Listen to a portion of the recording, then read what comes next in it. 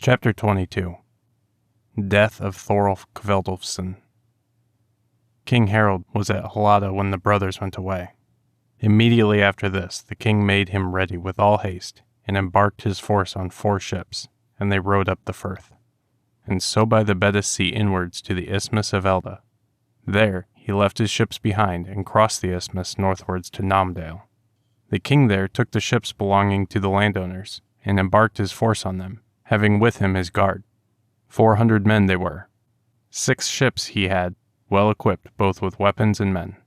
They encountered a fresh headwind, and rowed night and day, making what progress they could. The night was then light enough for travel.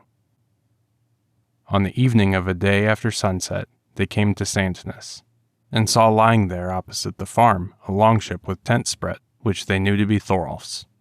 He was even then purposing to sail away, and had bidden them brew the ale for their parting carousal. The king ordered his men to disembark and his standard to be raised. It was but a short way to the farm buildings. Thorolf's watchmen sate within drinking, and were not gone to their posts. Not a man was without, all sate within drinking. The king had a ring of men set round the hall.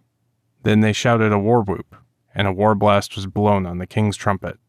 On hearing which, Thorolf's men sprang to their weapons, for each man's weapons hung above his seat. The king caused some to make proclamation at the door, bidding women, children, old men, thralls, and bondmen to come out. Then came out Sigridur the mistress, and with her the women that were within, and the others to whom permission was given.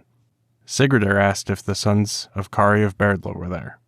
They both came forward, and asked what she would of them. "Lead me to the king," said she. They did so.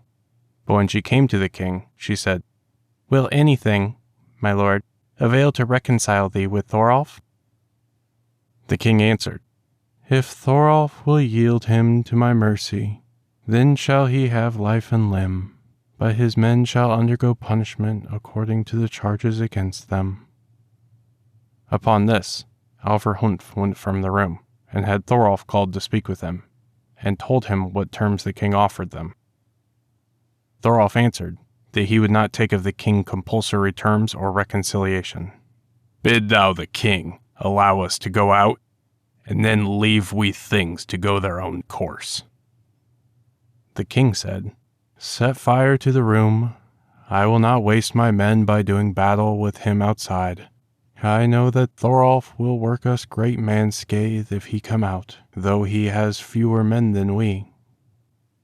So fire was set to the room, and it soon caught, because the wood was dry, and the walls tarred, and the roof thatched with birch bark.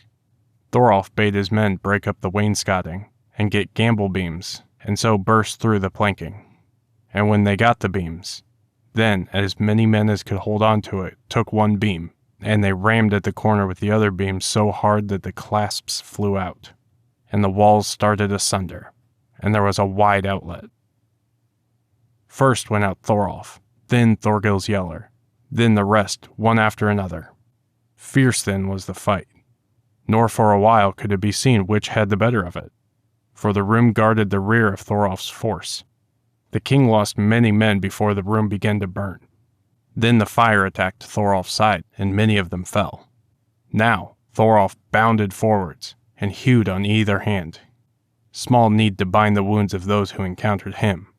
He made for where the king's standard was, and at this moment fell Thorgils Yeller.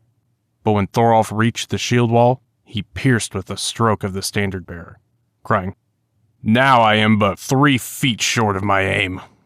Then bore at him both sword and spear, but the king himself dealt his death wound, and he fell forward at the king's feet. The king called out then, and bade them cease further slaughter, and they did so. After this, the king bade his men go down to the ships. To Alverhunf and his brother, he said, "Take ye Thorolf your kinsman, and give him honorable burial. Bury also the other men who have fallen, and see to the binding of the wounds of those who have hope of life, but yet none plunder here, for all this is my property." This said, the king went down to his ships, and most of his force with him. And when they were come on board, men began to bind their wounds. The king went round the ship, and looked at the men's wounds. And when he saw a man binding a surface wound, he said, "Thorolf gave not that wound. His weapon bites far otherwise. Few, methinks, bind the wounds which he gave, and great loss have we in such men." As soon as day dawned, the king had his sail hoisted and sailed south as fast as he could. As the day wore on, they came upon many rowing vessels, and all the sounds between the islands.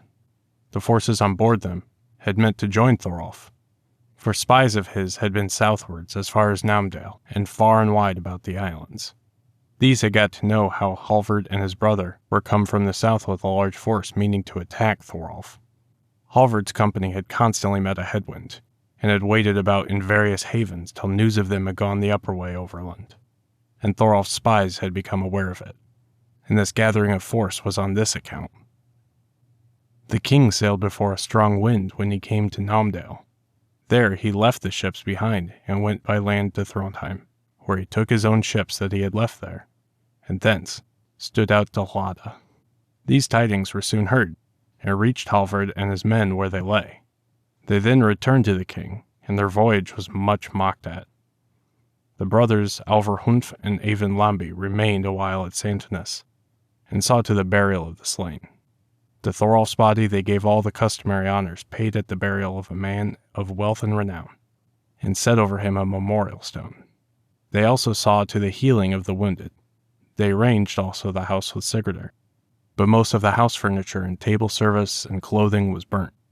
And when this was done, they went south and came to King Harald at Trondheim, and were with him for a while. They were sad, and spoke little with others. And it was so that one day the brothers went before the king, and Alvar said, "This permissions we brothers claim of thee, O king, that we go home to our farms, for such things have happened here that we have no heart to share drink and seat with those who drew weapons on our kinsman Thorolf."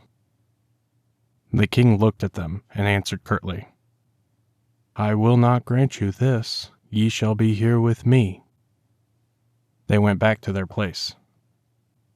Next day, as the king sat in the audience hall, he had the brothers called to him and said, "Now shall ye know of that your business which ye began with me, craving to go home. Ye have been some while here with me, and have borne yourself well, and always done your duty. I have thought well of you in everything. Now will I, Eyvind, that thou go north to Hålogaland. I will give thee in marriage Sigurdur of Santinus, her that Thorolf had to wife, and I will bestow on thee all the wealth that thou belonged to Thorolf. Thou shalt also have my friendship, if thou canst keep it, but Alvar shall remain here with me. For his skill as skald I cannot spare him." The brothers thanked the king for the honor granted to them, and said that they would willingly accept it. Then Eyvind made him ready for the journey, getting a good and suitable ship. The king gave him tokens for this matter. His voyage sped well, and he came north to Alost and Santinus. Sigurdur welcomed him, and Eyvind then showed her the king's tokens and declared his errand, and asked her in marriage, saying that it was the king's message that he should obtain this match. But Sigurdur saw that her only choice, as things had gone, was to let the king rule it. So the arrangement was made, and Eyvind married Sigurdur, receiving with her the farm at Santinus and all the property that had been Thorolf's. Thus Eyvind was a wealthy man. The children of Eyvind and Sigurdur were Fid Squinter, father of Eyvind Skald Spoiler, and Gerlaug, whom Sigvat Red had to wife. Fid Squinter married Gunhilda, daughter of Earl Halfdan. Her mother was Ingeborg, daughter of King Harald Fairhair. Eyvind Lambi kept the king's friendship so long as they both lived.